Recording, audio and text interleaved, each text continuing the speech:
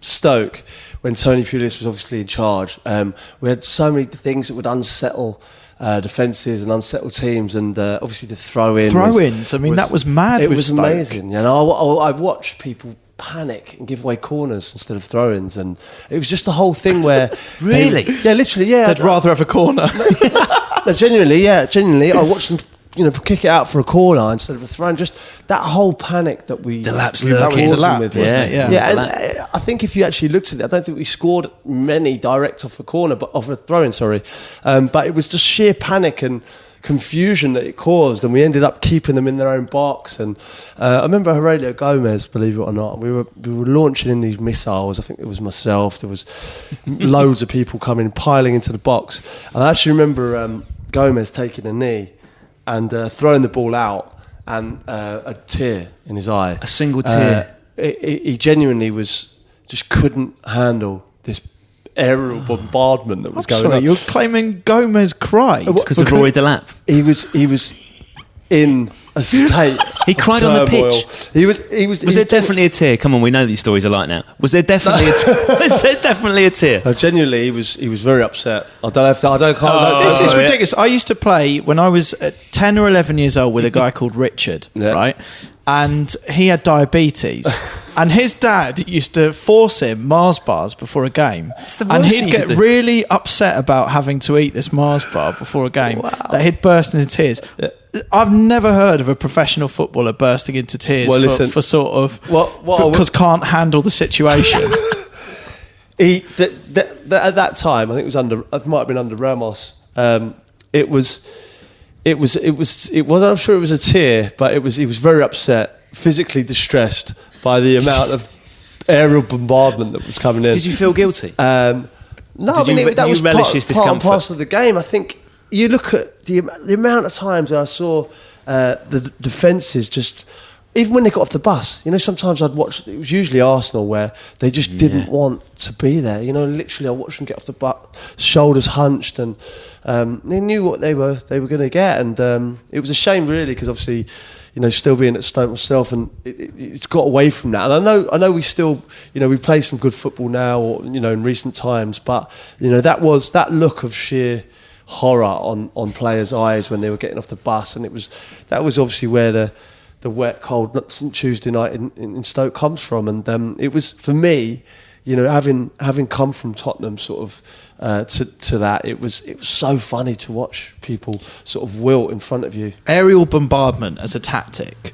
If we're writing a list of different tactics that we see throughout this podcast, aerial bombardment's a good one for me. There's something quite British about it. There is. I love it. I really do. It's a bit the Blitz, isn't it? It is a bit. I think the Crazy Gang were famous for it, and it was similar in a lot of ways to that. I mean, the ghetto blaster in the change room, the intimidation tactics, Vinnie Jones, John Fashanu, so many sort of hard men in the team, and I think it was a similar sort of thing. Can we talk about that very quickly? So was there a player that you were ever scared of? There's been a couple. Be honest, like the player that you turn up and you'd be like, Kevin Muscat. You're going to say Kevin Muscat. Kevin Muscat scared me. Yeah, he did. But people say, I'm going to break your legs. But he was saying... Do they? They say that to you? Well, not so much now. It's changed a lot now. But they used to. Certainly when I was in the youth team. And certainly coming through, I went on loan to Dulwich Hamlet, and that was pretty much every week. And then I went... Yeah, there was... I think usually sort of at lower level, I don't think it would happen in Premier League now, but it did happen a lot. And when he would say it, you genuinely believed him that he actually might. Have you seen him, Chris? Kevin Muscat? Yeah. I remember him from sticker albums, yeah. My 7-year-old said to me the other day, who was the dirtiest player of all time? I went straight to, what do we call YouTube? I'm rhyming with YouTube. What do we call it? You just said YouTube. I know, I'm trying to remember what I made up. Yeah, we call WooTube. Like. Anyway, yeah, WooTube will do. I've gone straight to WooTube and I've just put Kevin Muscat in, and I've just let him see the horrors. Did you see it? Yeah, and he understood. So is it a compilation of bad? There's all sorts. You can get one-off Muscat horrors. You can get the best of Kevin Muscat, which is the worst of Kevin Muscat. Yeah. It's terrifying. But a defensive tactic is obviously shake up the strikers, right? So is it the one position, the one that you play, the one most susceptible to getting sledging? You know, like in cricket, where they're in the air the whole time, you must be getting that. And, and that being a tactic in itself. Yeah, definitely. I remember John Pansel was at Fulham quite a few years back. Central defender. And I remember he went through me, so I started giving him a bit of stick. And I was saying, you're useless, how are you even on this pitch? And your mates are laughing at you, basically. You cost this team every week. And then I've seen a different side of Crouchy. Who are you? You cost this team every week. It's a good one. It was a good one, yeah, I was pleased with it. Are there any other words I was in on there? fire, actually. I remember saying something like, and then I had to ask him his name. I don't know your name. I had to look at the back of his shirt. And I was giving him a lot of stick. And then I just saw him switch. And I thought, oh no. And he changed. I can't remember who was playing. It might have been Aaron Hughes. And I said to him, like, what's the matter with this fella? And he said, he's a nutcase. Like, could have told you earlier. Basically, what have you done? And anyway, he said that he was going to end my career. He wants to break my legs and this and that.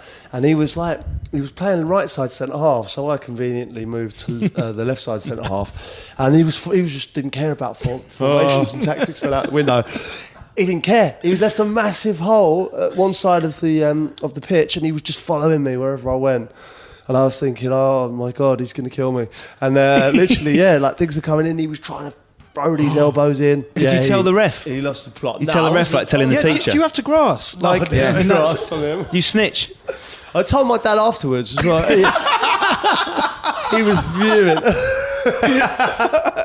I always felt that Stoke City under Tony Pulis would give Barcelona a game. I felt that team that we had, full of strong, physical players, I think it would be unsettling for them. I think what I find in La Liga a lot of the time is that I look at the games and I think these teams are setting up against Barcelona and playing them at their own game, where they're always going to lose at that game. So you're saying almost bring it out, like neutralise them. It's a bit like throw white wine on a red wine spill. It's a dock leaf on a sting. Exactly right. Sort of thing. Exactly right. I just felt that the two sort of perhaps anti-football. Give them that. I can't imagine them defending throw-ins, corners, set pieces. We'd have 11 men behind the ball at every opportunity. There'd be absolutely no gaps for them to play. And then when we do get set pieces, we take our time over them. Everyone's going forward. God, I feel like I'm in the room. You in, Tom? We're making it as difficult as possible. And I look at some teams in La Liga and they're playing expansive football and they're getting there's holes everywhere. And I'm thinking, if you just make it as difficult as possible for them, you stop them from playing. Yeah, be nasty at times, but how else are you going to beat them? Do you man-mark Messi? They're the world's best players. I wouldn't necessarily man-mark him, but what I would do is perhaps give him a kick or two. Big time. This is exactly when you're close to him. And I think, if you're going to let the best player in the world dictate the game, you're going to lose. But you're saying managers don't tell you to do that. You said that earlier in the podcast, but I think that must happen. Managers must put you to one side and go, look, it's their best player. If you take him out, boot him in the air. Worst that happens, you go, and it's better that they go, than you go. Well, of course, it's very different now to the 70s or 80s where that probably happened a bit more. But now, certainly, if I was a manager and we were against Barcelona, you, my assistants, obviously, I would not play Barcelona at their own game. There's no way. You cannot come out of that winning. There's no chance. Whereas I think if you unsettle them, cause problems and make sure that they don't get possession of the ball without 2-3 men round them, you make sure it's very difficult. It might not be. It's definitely not going to be pretty at times. And you've got to hold out for as long as possible. Try and stay in the game and get them on the break or a set piece.